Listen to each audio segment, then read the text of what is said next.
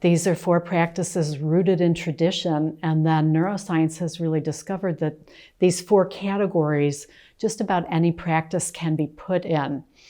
And the categories are heart-based practices like bodhicitta and the Brahmaviharas that really cultivate a purification of heart and an ability to be with all of life's ups and downs with the human condition. The second category is focused attention practices. These are concentration practices that bring the mind stream together to make it into something that is laser-like and can cut through normal perception of reality to a more fundamental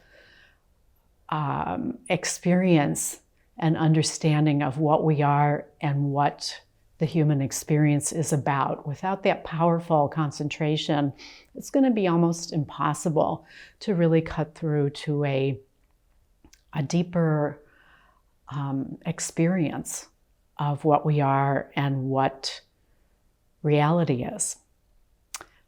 And this includes the samatha practice that I will be teaching, which is also known as shamatha in Tibetan Buddhism. The third category of practice is open monitoring style practices. And these practices, really, whatever is predominant in our awareness becomes the object. And really the present moment is the container for that. So all of these practices are present moment practices, but the open monitoring, because the flow of the contents is different, really what is consistent is the present moment.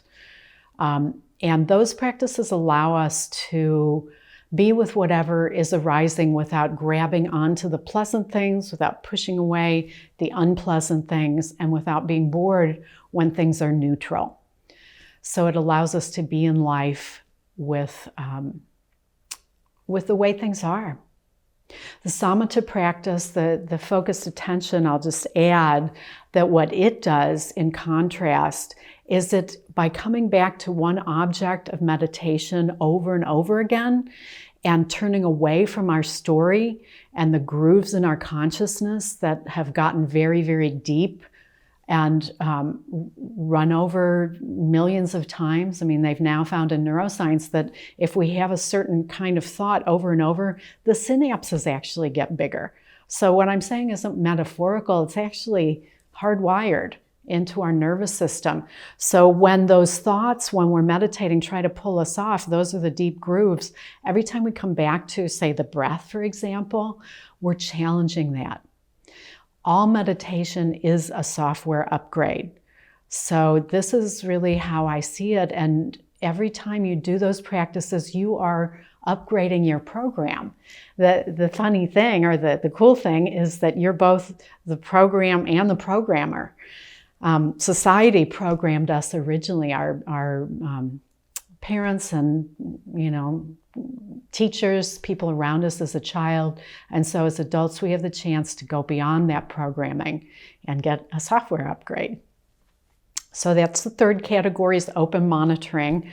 And this includes Vipassana, Shikantaza from Zen, those kinds of practices. And then the fourth category is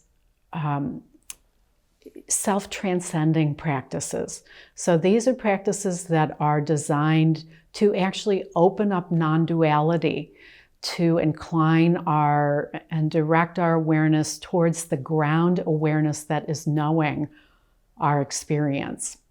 And this is the most advanced stage.